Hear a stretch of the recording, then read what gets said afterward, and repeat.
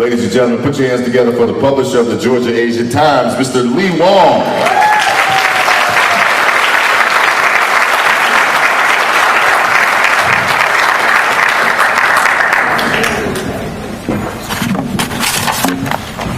You got to give a big hand to Miss Sarah Hamilton and Vince Bailey, 26.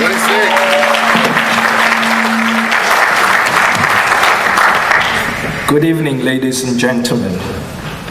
Welcome to Georgia Asian Times signature event of the year. We are very pleased in this evening to have several distinguished guests.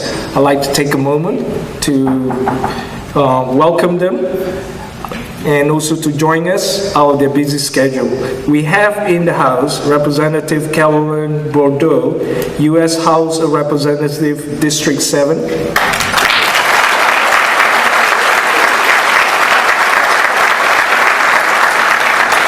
We have an important guest flying all the way from Houston, Texas to escape the heat. Pak Andre Omar Siregar, Consul General, Republic of Indonesia.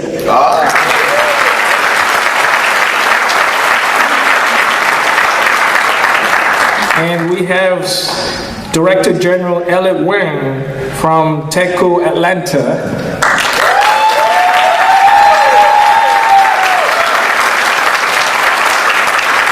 And we have the Deputy Consul General of Japan, Mr. Mamoru Fukunaga.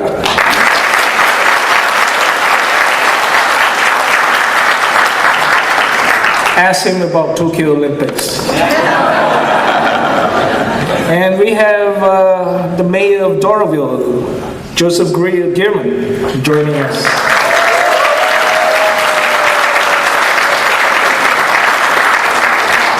I promise I'll keep it short. A few more names. Senator Michelle Au, State Senator, District 48. Representative Marvin Lim, State Representative, District 99.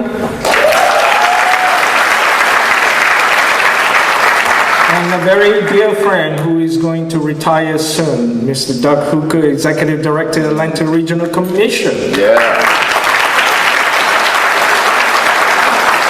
And his lovely wife, Patrice Perkins Hooker, the former State Bar of Georgia President and the former County Attorney for Fulton County.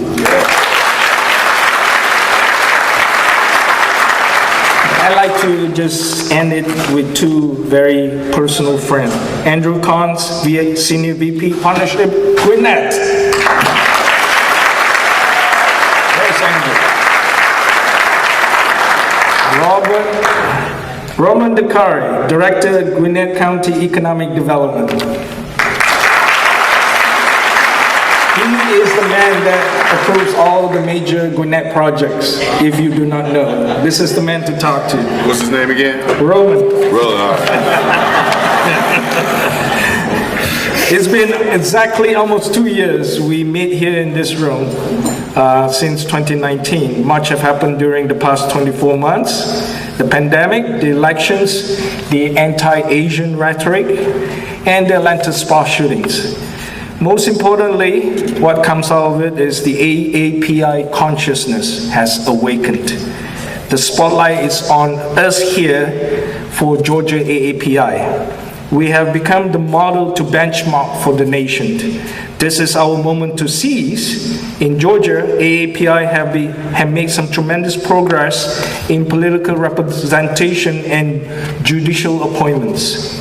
But we still have a lot of work to do. AAPI work hard as entrepreneurs. We contribute much to the local economic vitality. However, we have yet to flex our economic and business muscle in Georgia. We need more AAPI representation in the boardrooms, in the local economic authority. We also need more AAPI voice in healthcare, education, and social justice. Tonight, we gather here to celebrate the accomplishment of the 25 honorees who has made an impact in their respective profession and community. These individuals strive hard to give their best work daily and make us proud. So tonight, let us pause for a moment to recognize their hard work and success. I'm also pleased to share with you a major milestone for Georgia Asian Times. We are humbled to be selected amongst the 28th ethnic media group in the country to be part of the Racial Equity in Journalism Fund.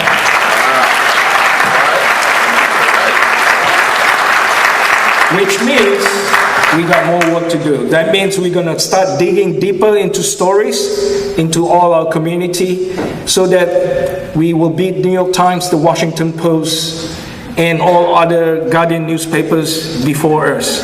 Let me share a little story with you. When the shooting happens around 5 p.m., by 9 p.m. I got calls from all these major groups around the country, and also South China Morning Post from Asia and the Straits Times asking what is going on. So I'm, being a media guy, share all the context. But not even one mentioned Georgia Asian Times. But they do make contacts with all those names that we mentioned in the house here.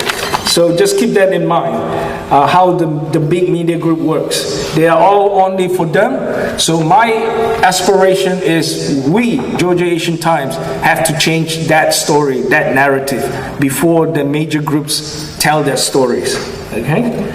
I'm also grateful for my team to make this happen tonight. Please stand up, everybody in my team, to be acknowledged.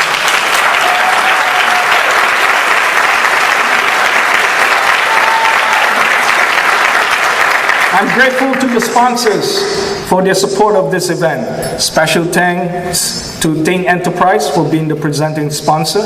Thank you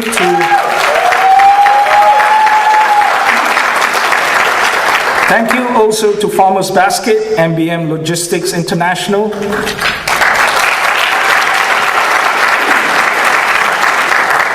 Seal Mill, We Love Buhai for the platinum sponsorship. And thank you for the attention, and do enjoy the evening. And please, I'm sorry if I left out some very important people in the room. Forgive me, I'm getting old. I do my best.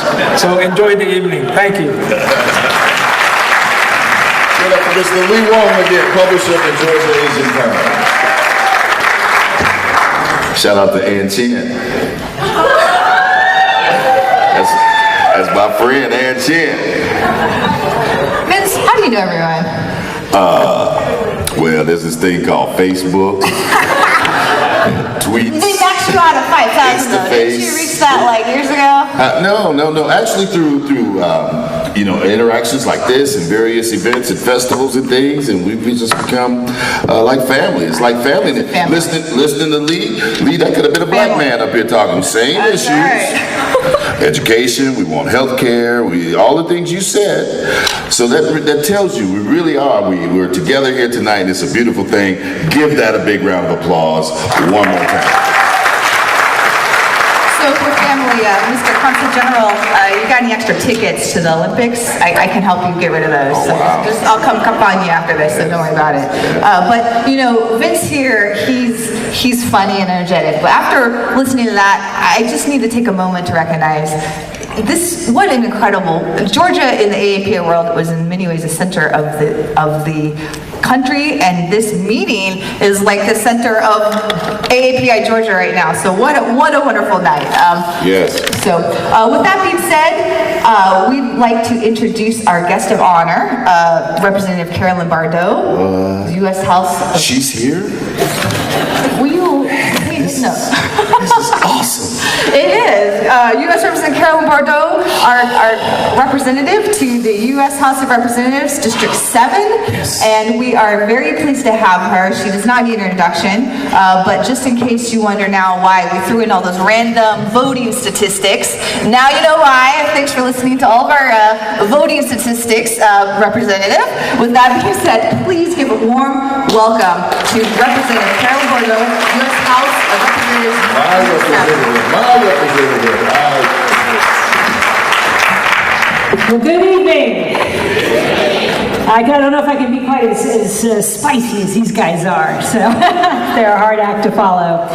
But thank you all so much for giving those statistics. And I would say that there are many people in this room who were responsible for this huge increase in turnout and engagement in the Asian American community. And one of your honorees tonight is Cam Ashling, who's the Asian American Action Fund. And so, who I know very personally, and one of the stories is that I was doing a presentation and she came up to me and she said, you know, I'm going to need some of your walk cards. And if you don't know what those are, these are the little cards, you know, that the candidates stick in your door. And so I, you know, looked in my pocketbook and I had maybe 10 or something like that, and I handed them to her and she goes, that is not going to be enough.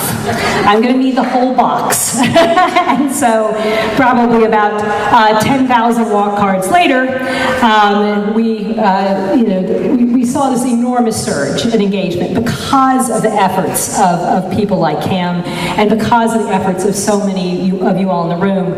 My statistic in the 7th district, so I represent Gwinnett and Forsyth counties, and that went from 7% AAPI vote share in 2016 to 11%. It's a 150% increase in voter registration in my district in the AAPI community.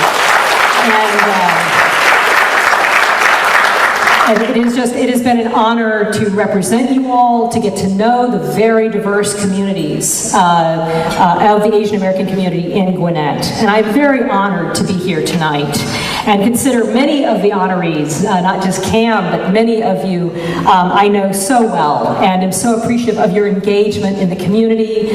There is JT Wu, who has been out there working on Preface, which is a literacy, and so really took that under his wing, founded that nonprofit. You have Victoria Hun, was one of the first people I called. She runs a nonprofit, and I'm sure you'll hear her story, to do outreach to the immigrant communities in Gwinnett and DeKalb and sort of this area. And when COVID happened, and I'd been elected, and we were tackling that crisis, called her, and we had these conversations about how do we do better outreach to the immigrant communities. How do we get out there and do it? So there is so much talent and so much capacity represented in the room, and I'm so glad to be here with you. The 7th district is one of the most diverse districts in the country, and we are so fortunate to have this very vibrant Asian American community, and it's such a source of talent and generosity, and it's shown such strength and resilience. When I was elected to Congress, one of the first things I did was join the Congressional Asian Pacific American Caucus, CAPAC, which is a nonpartisan and bicameral group dedicated to representing the well-being of the Asian American Pacific Islander community. Early in my tenure with this caucus, my colleagues and I grappled with the Atlanta spa shootings, which hit very, very close to home for me, and I'm sure for many of us. So in the weeks after that, I co-led a resolution condemning those shootings, reaffirming the House of Representatives' commitment to combating hate, bigotry, and violence against the AAPI community. With anti-Asian hate on the rise, I also supported and co-sponsored and led the effort for the COVID-19 Hate Crimes Act, which passed the House, the Senate, and was later signed into law by President Biden. This bill...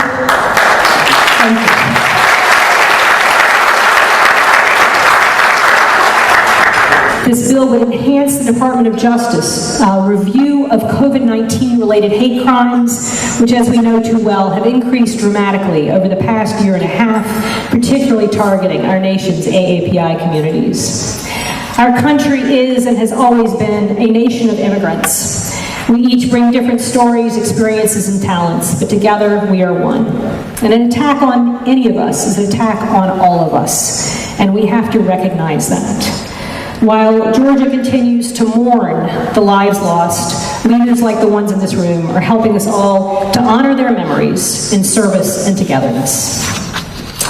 When I was reading through the biographies of tonight's honorees, I was struck by the entrepreneurial spirit found in many of your stories. So many people have founded nonprofits, businesses, political action organizations. My family, my father was an entrepreneur as well, so I came up in a family, I think, with a very similar drive to create new things.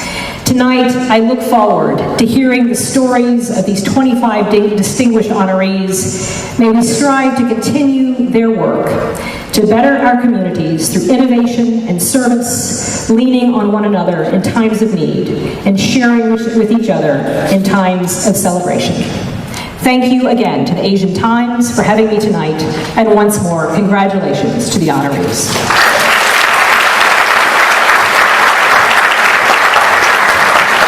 Thank you so much, Representative. It's a pleasure to have you tonight. Let's give one more round of applause for Representative Boyd. Who made it out tonight. Great event. So moving along here, it's really my personal pleasure to introduce our next speaker. She's going to attend by video. She prepared an address. Justice Carla Wong Mcmillian. She was recently appointed to the Supreme Court of Georgia as a justice, the first Asian American woman, and frankly, one of the very few women or women of color, period, into the court. And she, off script here a little bit, is not only, we recognize her as a fellow lawyer as the mini first. Before that, when she ran in the Court of Appeals, she was actually the first Asian American ever to win a statewide election of any kind, and that's when she ran for the Court of Appeals. But to be, like many of the people in this room, to be successful as a woman of color in Georgia, you have to be so much smarter and harder working, and we celebrated her for her first, but her legal mind is also just incredible. So we are very blessed to have Justice Carla Wong Mcmillian today, delivering by video a special keynote address. It is time. We're going to get into the awards. I got a couple things I need to tell you. So, first of all, Georgia Asian Times, we're all here together, and we want to share this event with everyone. Well, Georgia Asian Times has a new home on Facebook. It's Georgia, spelled out, -Asian Times, and we want to use the hashtag when we take pictures here tonight, hashtag GAT25. And we'll create a community of great pictures and all that kind of stuff, and it'll be a really, really good time. Isn't that right? You know how that's done? Love it. So, also, some of you may have remembered some years back when there was tremendous controversy at this event when Bora Lamb did a 30-minute acceptance speech. And as a result, we have what's called the Bora Lamb rule, which means all honorees have 2 minutes to give their acceptance. I won't cut you off. Sarah will. I will. So, are you ready, ladies and gentlemen, for the top 25? Well, I'm going to call your name. You're going to walk up that side. When we call your name, you're going to take a picture right here in the middle, get your award and take a picture, and then you will come over to us and give your 1 minute and 50-second acceptance speech. Or I will cut you off. Or Sarah will get you. So, let's start, ladies and gentlemen, with our first honoree, none other than Natalie L Evans. Now, Natalie's been employed by the Georgia Bureau of Investigation. She's GBI. She is the 5-0 for 27 years.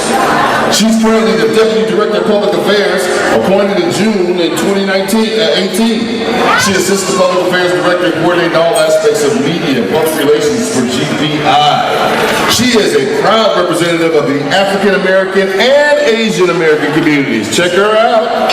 She does it in her public service and her personal life. Her mother is from the Philippines and immigrated at a young age with her parents and 2 siblings in San Francisco. And as you can tell, you look like me too. And it is a beautiful thing. I want you a big round of applause. Deputy Director of Public Affairs, Georgia Bureau of Investigation, Natalie Evans. Way to go, Natalie. Good evening, everyone. I'm very honored to be here with you tonight. First, I'd like to thank my friend Cheryl Pay, another honoree this evening, who nominated me for this distinction. Every year, I enjoy the festivities for AAPI Heritage Month in May, so I was excited for it to start. So on April 30th, on the eve of the month, it was extra special to be notified that I'd received this award. I'm truly humbled to be included in such a distinguished group. At such a pivotal time in history where race and cultures are being attacked, representation matters. I will have 28 years of public service to the state of Georgia on August 1st, and I have always prided myself with representing both the Asian American and African American communities. Sometimes being the only Black or